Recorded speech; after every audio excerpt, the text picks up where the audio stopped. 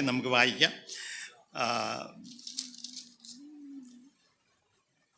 ഉൽപ്പത്തി പുസ്തകം 50-ാം അധ്യായത്തിൽ വരുമ്പോൾ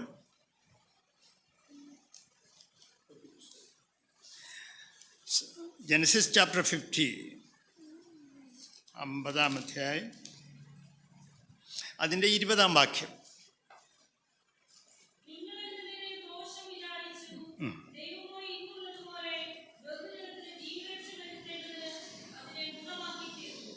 ആമേൻ. ഇത് ദൈവത്തിൻ്റെ വചനത്തിലെ ഒരു പ്രിൻസിപ്പിളാണ് ഇവിടെ എഴുതിയിരിക്കുന്നത്. ഇത് ജോസഫിൻ്റെ ജീവിതത്തിലെ അനുഭവം മാത്രമല്ല. ജോസഫിൻ്റെ ജീവിതത്തിൽ അത് വാസ്തവമായി അത് തൻ്റെ ജീവിത സാക്ഷ്യമാണ് താൻ അവിടെ എഴുതി വച്ചിരിക്കുന്നത്, താൻ പറയുന്നത്. പക്ഷേ അത് ജോസഫിൻ്റെ ജീവിതത്തിലെ മാത്രമായിട്ടുള്ള ഒരു വിഷയമല്ല. ഇതൊരു ബിബ്ലിക്കൽ പ്രിൻസിപ്പിളാണ്. ഇതൊരു ഗോഡ്ലി പ്രിൻസിപ്പിളാണ്. ഒരു ദൈവികമായിട്ടുള്ള ഒരു തത്വമാണ് ഇവിടെ എഴുതി വച്ചിരിക്കുന്നത്. സ്തോത്രം. പിശാച് ദോഷമായി ചെയ്യുന്നത്, ശത്രുക്കൾ ദോഷമായി ചെയ്യുന്നത് ദൈവം തിരിച്ച് നന്മയാക്കും. ദൈവജനത്തിനു വേണ്ടി നന്മയാക്കുന്നത് മാത്രമല്ല, ബഹുജനത്തിന് ജീവരക്ഷ വരുത്തുവാനിടയായിത്തീരും.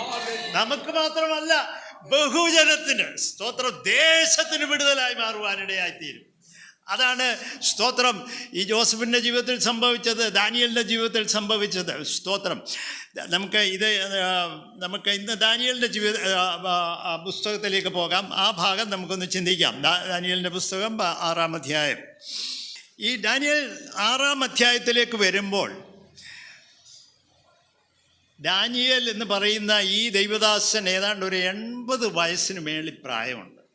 സ്തോത്രം.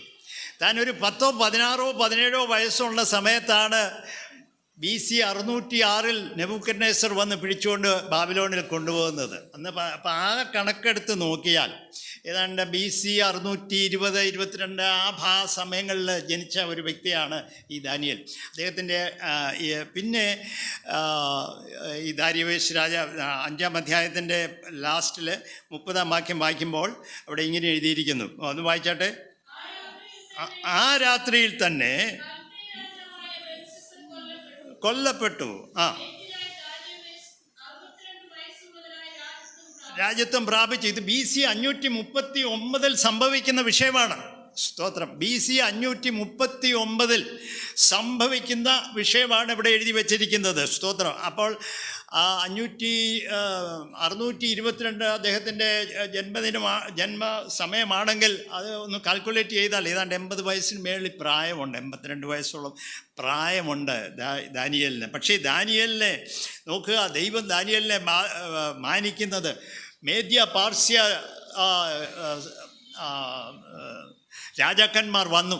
മേദ്യ പാർസ്യ രാജാക്കന്മാർ വന്ന് ബാബിലോണിനെ കീഴടക്കാൻ കഴിയാത്ത ബാബിലോണിനെ കീഴടക്കി. അവിടെ സ്തോത്രം 40 വിഷയപ്രവചനം 45-ാം അധ്യായത്തിൽ എഴുതിയിരിക്കുകയാണ്. ഒരു പ്രവചനം അവിടെ എഴുതിയിട്ടുണ്ട്. 700 BC 700 യെശയ്യാവിൻ്റെ ദൈവം കൊടുത്ത ദർശനം അവിടെ എഴുതിയിരിക്കുന്നു. കോരശിനെ കുറിച്ചുള്ള ഒരു ദർശനം അവിടെ എഴുതിയിരിക്കുകയാണ്. സ്തോത്രം. നമുക്ക് പെട്ടെന്ന് ആ ഭാഗം ഒന്ന് 1-2 വാക്യങ്ങൾ പെട്ടെന്ന് വായിക്കാം. കോരശിനെ കുറിച്ചുള്ള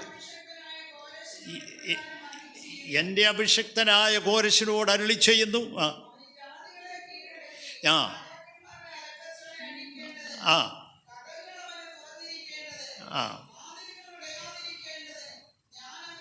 ഞാൻ അവൻ്റെ കരം പിടിച്ചിരിക്കുന്നു. ദൈവം കരം പിടിച്ചാണ് ബാബിലോണിൽ കൊണ്ടുവന്നത്. സ്തോത്രം. ബാബിലോണിനെ ന്യായം വിധിക്കുവാൻ ദൈവം കരം പിടിച്ച് കൊണ്ടുവന്ന വ്യക്തിയാണ്.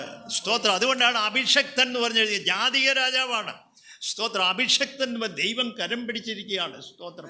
ഈ വ്യക്തി, ഇവരെ കൊണ്ടാണ് ഈ സൈറസ് എന്ന് പറയും ഇംഗ്ലീഷിൽ, ഈ കോരശും മേദ്യക്കാരനായ ദാരിവേശും ഇവർ ഒന്നിച്ചാണ് സ്തോത്രം ബാബിലോണിനെ കീഴടക്കുന്നത്.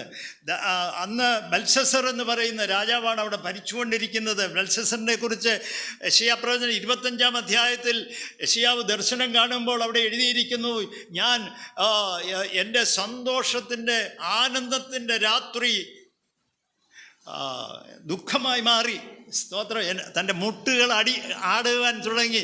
യെശയ്യാ പ്രവചനം 25-ാം അധ്യായത്തിൽ എഴുതിയിട്ടുണ്ട്. നമുക്ക് സമയത്തിൻ്റെ പരിമിതി മൂലം നിങ്ങൾ പിന്നെ അത് നോക്കിയാൽ മതി. സ്തോത്രം. BC 539 ബാബിലോൺ കീഴടക്കി.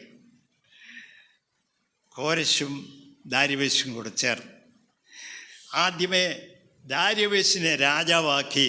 കോരശ് ഒരു പക്ഷേ വേറെ ഏതോ മറ്റ് സ്ഥലങ്ങളിൽ യുദ്ധത്തിനോ എങ്ങനെയോ മാറിയിരുന്ന് കാണും അല്പസമയം. കോരശിനെ കുറിച്ച് ബൈബിൾ പിന്നീടാണ് പറയുന്നത്. സ്തോത്രം. എന്നാൽ ദാരിവേശ് രാജാവായി ആ സമയത്താണ് ഗവർണേഴ്സിനെ തീരുമാനിക്കുന്നു. 120 ഗവർണേഴ്സിനെ, അതിനകത്ത് 3 ഗവർണേഴ്സിനെ സെപ്പറേറ്റായിട്ട് തീരുമാനിക്കും. അതിൽ ഒരുവനായിരുന്നു ദാനിയേൽ. അവിടെ എഴുതിയിരിക്കുന്നു, ദാനിയേൽ 3-ാം വാക്യം ഒന്ന് വായിച്ചാട്ടെ.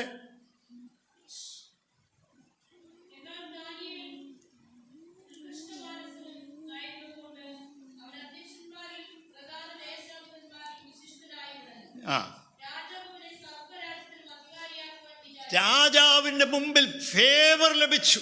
സ്തോത്രം. ഫേവർ ലഭിച്ചു. ദൈവത്തിൻ്റെ ഫേവർ ഒരു വ്യക്തിയുടെ മേൽ വന്നു കഴിഞ്ഞാൽ പ്രിയപ്പെട്ടവരെ, ആളും സഹായവും കൂടെ വരും. നമ്മളത് അന്വേഷിച്ച് പോകണ്ട, നമ്മുടെ പുറേ വരും. കാരണം ഒരു ഫേവർ നമ്മുടെ ചുറ്റും വന്നിരിക്കുകയാണ്. സ്തോത്രം. ഈ ഫേവർ, ദൈവത്തിൻ്റെ ഫേവർ എന്ന് പറഞ്ഞാൽ ഒരു വലിയ ധനമാണ് പ്രിയപ്പെട്ടവരെ.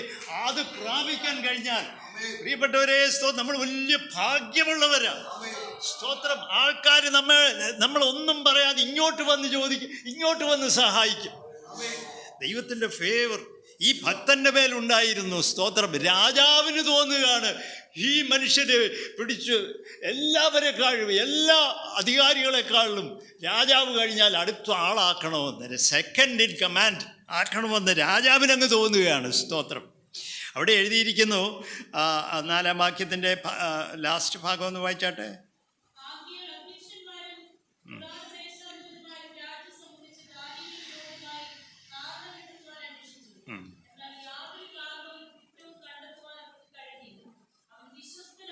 അവൻ വിശ്വസ്തനായിരുന്നത് കൊണ്ട് ഒരു തെറ്റും കുറ്റവും അവന് കണ്ടില്ല.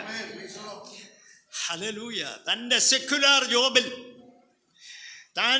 തൻ്റെ ഉദ്യോഗത്തിൽ ഒരു കുറ്റം കണ്ടില്ല. നമ്മളായിരിക്കുന്നിടത്ത് നമ്മൾ വിശ്വസ്തരായിരിക്കണം. ആരും നമ്മളെ നോട്ട് ചെയ്ത് കാണത്തില്ല, ആരും കണ്ടു കാണത്തില്ല. പക്ഷേ സ്വർഗത്തിലെ ദൈവം ഇതിനെല്ലാം മാർക്കിടും. ഹല്ലേലൂയ. ഒരു പ്രൊമോഷന്റെ സമയം വരുമ്പോൾ ദൈവാത്മാവ്, സ്തോത്രം, അത് കാണിച്ചു കൊടുക്കും. അധികാരികളോട് കാണിച്ചു കൊടുക്കും, ഈ വ്യക്തിയാണ് സ്തോത്രം യോഗ്യൻ. ഹല്ലേലൂയ.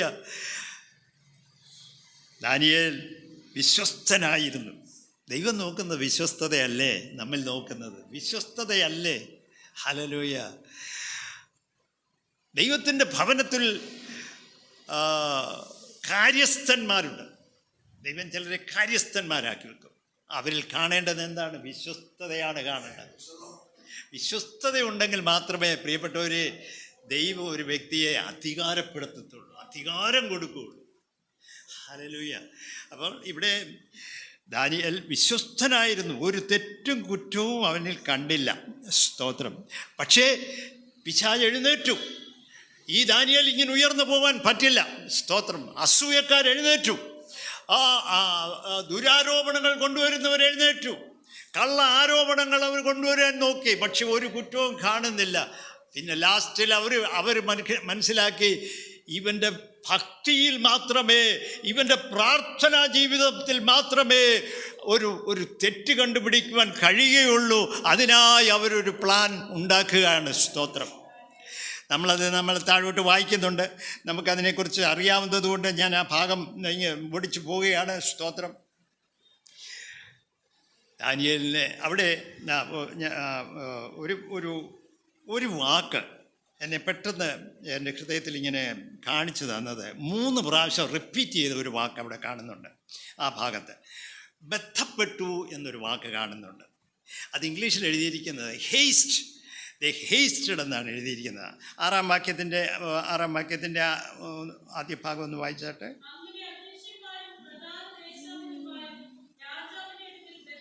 ബന്ധപ്പെട്ടു ചെന്നു. സ്തോത്രം. 11-ാം വാക്യം. പുരുഷന്മാർ ബന്ധപ്പെട്ടു വന്നു. ഇനി അതിൻ്റെ 15-ാം വാക്യം.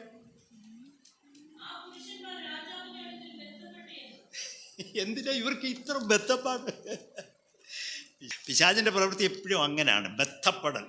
എവിടെ ഈ കമ്പൽഷൻ എന്ന് പറഞ്ഞാൽ ഈ നിർബന്ധം, കമ്പൽഷൻ പിശാചിൻ്റെ പ്രവൃത്തികളുടെ ഒരു ക്യാരക്ടറിസ്റ്റിക് ആയിട്ടുള്ള ഒരു പ്രത്യേകതയാണ് കമ്പൽഷൻ. എവിടെ നമ്മളെ കമ്പൽ ചെയ്യും, ഇപ്പം തന്നെ ഇത് ചെയ്തേ പറ്റുള്ളൂ. ഒരിക്കലും ദൈവത്തിൻ്റെ വഴിയല്ല അത്. ദൈവത്തിൻ്റെ വഴി എപ്പോഴും ശാന്തവും സമാധാനവും സ്വസ്ഥതയുള്ള ആണ് ദൈവത്തിൻ്റെ വഴികൾ. എന്നാൽ പിശാചിൻ്റെ വഴി ബന്ധപ്പെടുക, ഇപ്പം തന്നെ ചെയ്യുക, കമ്പൽഷൻ. ശരിയല്ല. എവിടെ നമ്മൾ കമ്പൽഷൻ, ഇപ്പം തന്നെ ബ്രദറെ സഹോദരി ചെയ്തേ പറ്റുള്ളൂ എന്ന് അങ്ങനെ ഒരു സാഹചര്യം കാണുമ്പോൾ മനസ്സിലാക്കിയോളാം ഇത് പിശാചിൻ്റേതാണ്. അവിടെ നമ്മൾ വളരെ സൂക്ഷിച്ചോ. ദൈവത്തിൻ്റെ വഴി അങ്ങനെയല്ല. ദൈവത്തിൻ്റെ വഴി എപ്പോഴും ശാന്തവും സമാധാനവും അത് നമുക്ക് സന്തോഷവും തരുന്നതാണ്. അതിലൊരു സ്വസ്ഥതയുണ്ട്, ഒരു കമ്പൽഷൻ ഉണ്ടാകത്തില്ല. മറ്റേ ആവലാതിയാ, അയ്യോ ഞാനിപ്പോൾ ചെയ്തില്ലെങ്കിലോ എന്ത് പറ്റും എന്നുള്ളത്. സ്തോത്രം. ഒരിക്കലും കമ്പൽഷൻ്റെ മേൽ നമ്മൾ അതിൽ കുടുങ്ങി പോകരുത്. നമ്മളത് വളരെ ശ്രദ്ധിക്കേണ്ടതാണ്. ഇവിടെ ബന്ധപ്പെട്ടു എന്ന് 3 പ്രാവശ്യമാണ് അവിടെ എഴുതിയിരിക്കുന്നത്. സ്തോത്രം. താഴോട്ട് വായിക്കുമ്പോൾ ഇനി നമുക്ക് അതിൻ്റെ താഴെ ഭാഗം വായിക്കാം. ദാനിയേലിനെ സിംഹക്കുഴിയിലിട്ടു. 20-ാം വാക്യം, 19, 20 കൂടെ വായിച്ചാട്ടെ. രാജാവ് ഇപ്പം ബന്ധപ്പെടുകയാണ്. രാജാവിൻ്റെ ബന്ധപ്പാട്. ചെന്നു.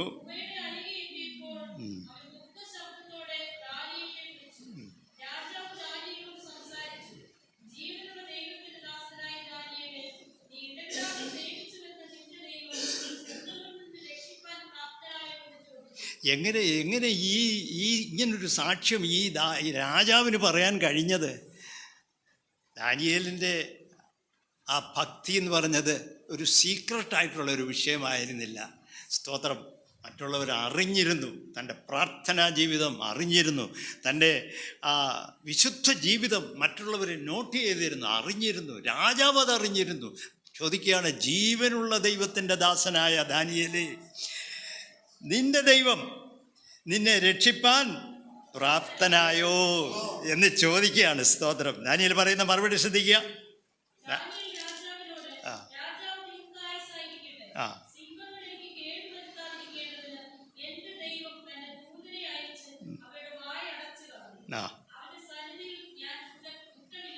ആ 23-ാം വാക്യം വായിച്ചാട്ടെ.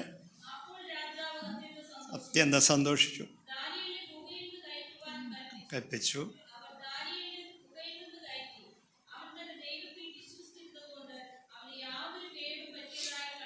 ആമേൻ. ദൈവത്തിൽ വിശ്വസിച്ചിരുന്നത് കൊണ്ട് യാതൊരു കേടും പറ്റിയില്ല. ഒരു ഭയങ്കര തീച്ചൂളയുടെ അനുഭവത്തിൽ കൂടെ കടന്നുപോയി ദാനിയേൽ. യാതൊരു കേടും പറ്റാതെ പുറത്തു വന്നു. ഹല്ലേലൂയ. പ്രിയപ്പെട്ടവരെ, നാം എല്ലാം പരീക്ഷകൾ കൂടെ കടന്നു പോകേണ്ടവരാണ്. പലവിധമായിട്ടുള്ള തീച്ചൂളയുടെ അനുഭവം നമ്മുടെയും ജീവിതത്തിലുണ്ടാകും. പലവിധമായ പരീക്ഷകൾ കൂടെ നാം കടന്നു പോകേണ്ടി വരും. നമ്മുടെ എല്ലാം ജീവിതത്തിൽ അത് വരും. സ്തോത്രം. നാം ദൈവഭക്തിയോടെ ജീവിപ്പാൻ തീരുമാനിച്ചോ, ദൈവത്തിൻ്റെ മുന്നിൽ ഒരു വിശുദ്ധ ജീവിതം ചെയ്യുവാൻ നാം നമ്മെ തന്നെ സമർപ്പിച്ച് തീരുമാനിച്ച വ്യക്തിയെങ്കിൽ പരീക്ഷകൾ നമ്മുടെ മേലെ കടന്നു വരും. പിശാച് അടങ്ങിയിരിക്കത്തില്ല. പിശാച് പരീക്ഷകൾ കൊണ്ടുവരും. ആൾക്കാരെ ഇളക്കി വിടും, നമുക്കെതിരെ ഇളക്കി വിടും. കള്ള ആരോപണങ്ങൾ കൊണ്ടുവരും, കള്ള സാക്ഷ്യങ്ങൾ കൊണ്ടുവരും. ഇങ്ങനെ പലവിധമായ രീതിയിൽ നമ്മുടെ സമാധാനത്തെ നഷ്ടപ്പെടുത്തുവാൻ, നമ്മെ എങ്ങനെയെങ്കിലും ഇല്ലാതാക്കുവാൻ, അല്ലെങ്കിൽ മന്ത്രവാദം ചെയ്ത് ക്ഷുദ്രം ചെയ്ത് ഒക്കെ അങ്ങനെ വരും. സ്തോത്രം. കാരണം നാം ദൈവത്തിൻ്റെ പുറകെ പോകുവാൻ തീരുമാനിച്ച വ്യക്തികളായതുകൊണ്ട് സ്തോത്രം, പരീക്ഷകൾ വരും. പക്ഷേ ഇവിടെ വായിക്കുന്നത് പോലെ ദൈവത്തിൽ വിശ്വസിച്ചിരിക്കുന്ന ഒരു ഭക്തൻ ഒരു കേടും വരത്തില്ല. ഒരു കേടും വരാതെ പുറത്തു വരുവാനിടയായിത്തീരും. ദാനിയേലിന് ഒരു കേടും പറ്റിയില്ല. ദാനിയേൽ ജയാളിയായി തന്നെ പുറത്തു വന്നു. സ്തോത്രം. എന്നാൽ അതുകൊണ്ട് ആ സ്റ്റോറി അവിടെ തീരുന്നില്ല. കാരണം 50-ാം ഉൽപ്പത്തി പുസ്തകം 50-ാം അധ്യായത്തിൽ നമ്മൾ വായിച്ചത് എന്താ? ബഹുജനത്തിന് നന്മ രക്ഷയാകേണ്ടതിന്. അതായത് ദൈവത്തിൻ്റെ പ്രവൃത്തി അങ്ങനെയാണ്, ബഹുജനത്തിന് രക്ഷയാകേണ്ടത്. ഹല്ലേലൂയ. എന്നിട്ട് എന്ത് സംഭവിച്ചു? അടുത്ത സമയം ഇത് കഴിഞ്ഞ ഉടനെ എന്ത് സംഭവിച്ചു? ദാനിയേലിനെ സിംഹക്കുഴിയിൽ നിന്ന് കയറ്റി. ദാനിയേലിന് വലിയ പ്രൊമോഷനൊക്കെ ആയി. ദാനിയേൽ രാജ്യത്തെ രണ്ടാമനായി. ദാനിയേലിൻ്റെ ശത്രുക്കൾ, ദാനിയേലിനെതിരെ കുറ്റം ചുമത്തിയ ശത്രുക്കൾ അവരെല്ലാം നശിച്ചു പോയി. ഒറ്റ ദിവസം കൊണ്ട് അവരെല്ലാം സിംഹത്തിൻ്റെ വായിലായി. നമ്മൾ ആ ഭാഗമൊക്കെ വായിക്കുന്നുണ്ട്. സ്തോത്രം. അതുകൊണ്ട് ആ സ്റ്റോറി അവിടെ തീരുന്നില്ല. പിന്നീടാണ് വലിയ കാര്യങ്ങൾ സംഭവിക്കുന്നത്. സ്തോത്രം. BC 539 കഴിഞ്ഞപ്പോൾ ദാരിവേഷ് തൻ്റെ ആ സ്ഥാനത്തു നിന്ന് മാറ്റപ്പെട്ടു. പിന്നെ അത് കഴിഞ്ഞ് അവിടെ വരുന്നത് കോരശാണ് വരുന്നത്. കോരശ് വന്നപ്പോൾ കോരശ് ഈ സാക്ഷ്യം അറിഞ്ഞു. ദൈവം കോരശിനെ തൊട്ടു. കോരശിന് മനസ്സിലായി ഇങ്ങനെ രക്ഷിപ്പാൻ വേറൊരു ദൈവമില്ല. ദാനിയേലിന്റെ ദൈവത്തെ പോലെ വേറൊരു ദൈവമില്ല എന്ന് കോരശിന് മനസ്സിലായി. കോരശ് വിളംബരം ചെയ്തു, ഇവരുടെ ദൈവമായ യഥാർത്ഥ ദൈവം യെരൂശലേമിലെ ദൈവമാണ്, അവരുടെ ദേവാലയമാണ് നെബൂഖദ്നേസർ നശിപ്പിച്ചത്. ആ ദേവാലയം പണിയുവാൻ ഞാൻ കൽപ്പന കൊടുക്കുന്നു. എന്നിട്ട് കൽപ്പന പുറപ്പെടുവിക്കുകയാണ്, നിങ്ങൾ പോകേണ്ടവരെല്ലാം പോയി അവിടെ പോയി ആ ദേവാലയം പണിയണം. അതിന് വേണ്ട സകല ചെലവുകൾ രാജാവിൻ്റെ പക്കൽ നിന്നും അവിടുന്ന് മോഷ്ടിച്ചു കൊണ്ടുവന്ന ദേവാലയത്തിൻ്റെ വക ഉപകരണങ്ങളും അതിൻ്റെതായ എല്ലാ പാത്രങ്ങളും എല്ലാം താൻ എടുപ്പിച്ചു കൊടുത്തു. അതുകൊണ്ട് പൊയ്ക്കൊള്ളുകാൻ. BC 536 ആയപ്പോൾ 36-37 ആ സമയങ്ങളിലാണ് സ്തോത്രം സെരുബാബേലിൻ്റെ ലീഡർഷിപ്പിൽ ഏതാണ്ട് 50,000-അടുത്ത ആൾക്കാർ യെരൂശലേമിലേക്ക് വരുന്നത്. ഇതെങ്ങനെ സംഭവിച്ചു? ഈ ദാനിയേൽ എന്ന് പറയുന്ന ഭക്തന് ഒരു വ്യക്തിയാ ദൈവം അതിനായി ഉപയോഗിച്ചത്. സ്തോത്രം. ഒരു രാജ്യത്തെ വിടുവിക്കേണ്ടതിന് വേണ്ടി ഈ ഒരു വ്യക്തിയെ ദൈവം ഉപയോഗിച്ചത്, ദാനിയേലിനെ ഉപയോഗിച്ചത്. പ്രിയപ്പെട്ടവരെ, നാം എല്ലാം നമ്മുടെ ജീവിത സാഹചര്യങ്ങളിൽ പലവിധമായ പരീക്ഷകൾ കടന്നു. നമ്മൾ യഥാർത്ഥ ഭക്തരായി ദൈവസന്നിധിയിൽ വിശ്വാസത്തോടെ നിൽക്കുന്നെങ്കിൽ സ്തോത്രം, നമുക്കൊരു കേടും പറ്റുകയില്ല. മാത്രമല്ല, അത് ദൈവം ദേശത്തിന് വിടുതലാക്കി മാറ്റും, അനേകർക്ക് വിടുതലായി മാറ്റും. ആമേൻ. ഹല്ലേലൂയ.